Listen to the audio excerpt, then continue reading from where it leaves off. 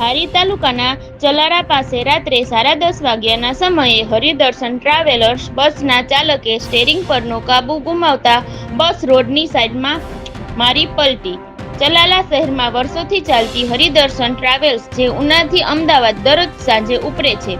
તારીખ 14 એપ્રિલ 2025ના રોજ આ બસ પણ એમના સમય પ્રમાણે ચલાલાથી નીકળીને અમરેલી રોડ તરફ માત્ર 1 કિલોમીટરનું અંતર કાપતા અચાનક બસના ચાલકે સ્ટીયરિંગ પરનો કાબુ ગુમાવતા બસ રોડની ડાબી સાઈડમાં પલટી મારી ગઈ હતી. જ્યારે આ બસે પલટી મારી ત્યારે બસમાં 30થી વધારે પેસેન્જર હતા.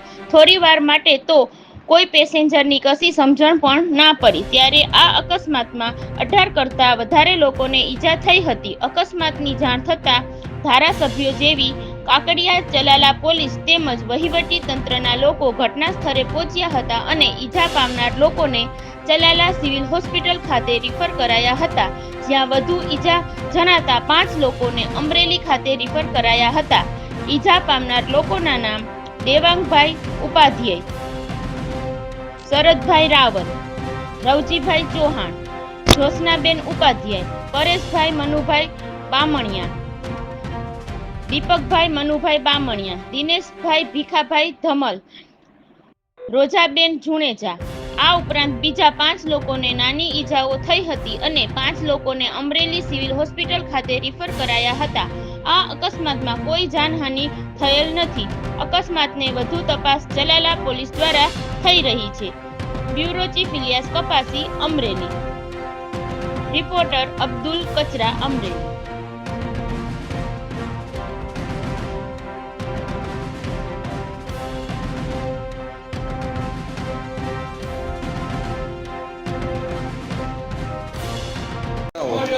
દેવાંગ રાજેશકુમાર ઉપાધ્યાય, એડવોકેટ ઉના. શું બનાવો હતો?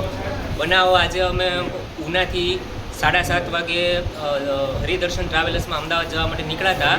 ચલાલાથી છે એ ડ્રાઈવરની બદલી થઈ. એમાં અયુબભાઈ નામે કોઈ ડ્રાઈવર હતા, એને ટ્રાવેલર્સ છે એ બેદરકારીપૂર્વક ચલાવી અને બસને છે રોડ ઉપરથી નીચે ઉતારી દીધી હતી અને અંદર રહેલા મુસાફરોને ખૂબ ઈજા પહોંચી છે. અત્યારે અમે લોકો ચલાલા સરકારી જે દવાખાનું છે, આરોગ્ય કેન્દ્ર છે, તેમાં દાખલ થયા છે. ઘણા બધા મુસાફરોને ગંભીર ઈજા પણ થઈ છે અને આ બાબતે હું હરિદર્શન ટ્રાવેલ્સના માલિક અને ડ્રાઈવર ઉપર અપરાધ માનવ વધનો ગુનો પણ દાખલ કરવાનો છું.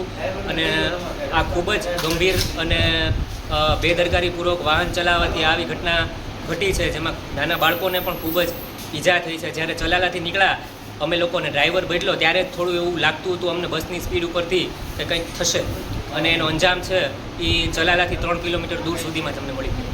કેટલા લોકો મુસાફરીમાં હતા? મુસાફરીમાં લગભગ 30થી 40 લોકો અંદાજ હશે. કેવી રીતના પડી ગઈ? આ બસ છે ચલાલાથી 3 કિલોમીટર આગળ પહોંચી હજી અને તરત જ તે છે એક ટ્રકને ઓવરટેક કરતા કાવો મારવાથી ચાલકે છે એ સ્ટેરિંગ ઉપરથી પોતાનો કાબુ ગુમાવ્યો હતો અને બસ પણ ખૂબ હાઈ સ્પીડ ઉપર હતી અને આ રીતે છે એ રોડ ઉપરથી નીચે ઉતરી ગઈ અને ઘણા બધા થડકા લાગ્યા. અંદર મુસાફરો ઝાઝા હતા અને બધા ચીસાચીસ અને કિકિયારીઓ કરતા હતા બહાર નીકળવા માટે.